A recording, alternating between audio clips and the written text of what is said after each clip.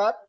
योग wellness coach योगाचार्य Kamalvir और आज मैं आपके सामने प्रस्तुत हूँ और मैंने अपने इस YouTube चैनल के माध्यम से आप लोगों को सेवा करने का मन बना लिया है और लगातार नित्य नए वीडियो यहाँ से मिलते हैं। हम योग चिकित्सा, मुद्रा विज्ञान और नेचुरोपैथी आयुर्वेद के साथ कार्यरत हैं और इन समस्त विषयों को लेकर आज हम अपने इस चैनल को प्रसारित कर रहे हैं। आपके पास नित्य नए वीडियो मिलते रहेंगे और मैं बात करता हूँ बेसिक की कि जीवन में यदि हमारा बेसिक क्लियर हो जाए तो हम अपने जीवन की यात्रा को बहुत सुखद तरीके से आगे बढ़ा सकते हैं। हमारा जीवन अनमोल है, दिव्य है और अनेक क्षमताओं से भरा हुआ है। सारी की सारी योग्यताएं हमें आगे बढ़ाती हैं, हमें एक ऐसे पद पर ले जाती हैं जो लगातार हमारे जीवन शक्ति को बढ़ाती है। आज मुद्रा विज्ञान के अंतर्गत मैं मुद्रा चिकित्सा में आपके सामने दो बहुत अच्छी मुद्राओं के बारे में बात करूंगा। इसमें से एक बहुत प्रचलित मुद्रा है जिसको हमने सुना भी होगा या हम पूजा पाठ की पद्धति के साथ उसको यूज में भी लाते हैं, जैसे ज्ञान मुद्रा। तो ज्ञान मुद्रा के लिए सबसे पहले अपने आप को हम किसी भी सुखासन में या पद्मासन में ले आएंगे। तो पद्मासन बिल्कुल सिंपल ही है। अपने दोनों पैरों को हम लॉक करते हुए लगा लेंगे, नीचे रख लेंगे स्थायी रूप से, सहज रूप से। तो हमारी बात आती है ज्ञान मुद्रा की और दूसरी मुद्रा हम करेंगे प्राण मुद्रा। दोनों ही मुद्रा रहस्य से भरी हुई है। इनके अनगिनत लाभ हैं। हमारे शरीर से लेकर, हमारे आंखों से लेकर, हमारे भीतर विटामिन की बात हो या ऊर्जा की बात हो या स्फूर्ति की बात हो या मन चिड़चिड़ा रहता हो या कहीं कोई वीकनेस हम महसूस कर रहे हैं, इन सब में जो हमारी है ज्ञान मुद्रा, हमारे विक्षिप्तता की बात हो या मन में नकारात्मक विचार आते हैं, तो हमें क्या करना है ज्ञान मुद्रा के लिए? अपने अंगूठे के अग्रभाग से इंडेक्स फिंगर के अग्रभाग को, अंगुष्ठ के अग्रभाग से तर्जनी उंगली के अग्रभाग को लगा लेना है।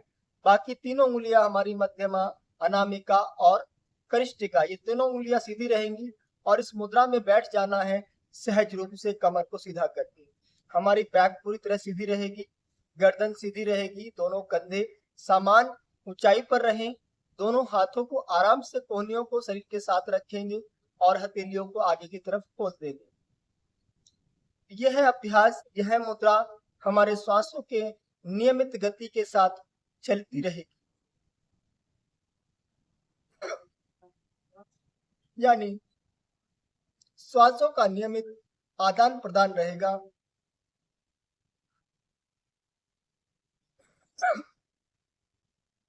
साथियों, ज्ञान मुद्रा अपने आप में बहुत ही पावरफुल मुद्रा है और यह मुद्रा हमें विभिन्न प्रकार के विकारों से दूर करती है। जैसा कि मैंने बताया, यह हमारे भीतर सकारात्मकता को लाती है।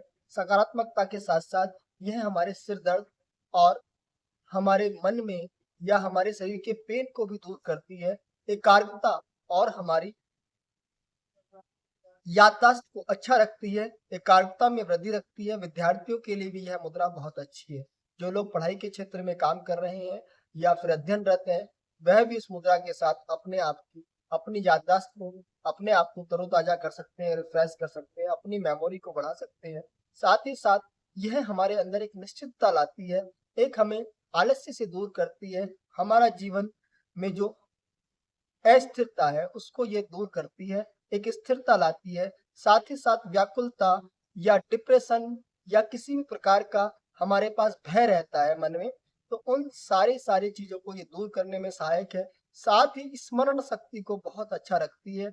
तो ये बात हुई हमारी ज्ञान मुद्रा की। ज्ञान मुद्रा अपने आप में हमें दिव्य दृष्टि, दिव्य शक्ति, दिव्य ऊर्जा प्रदान करती है।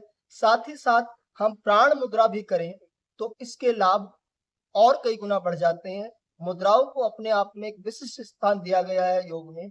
योग विज्ञान मुद्राओं के विशिष्ट स्थान के लिए पूरी तरह से जाना जाता है और इनके प्रभाव को इस प्रकार बताया गया है, जैसे आसन यदि 1 गुना प्रभाव डालते हैं तो प्राणायाम 10 गुना और मुद्राएं 100,000 गुना प्रभावी होती हैं हमारे शरीर के लिए। तो मैं अगली मुद्रा के ऊपर चलता हूं दोस्तों। अगली मुद्रा हमारी, जैसे मैंने बताया था, प्राण मुद्रा। प्राण मुद्रा में क्या करना है हमें? अपने अनामिका और कनिष्ठिका, इन दोनों उंगलियों को बैंड कर लेना है और अंगूठे के अग्रभाग से लगा चुका है। यह वही विशेष मुद्रा है जो हमारी आंखों की ज्योति को लेकर बहुत अच्छा काम करती है।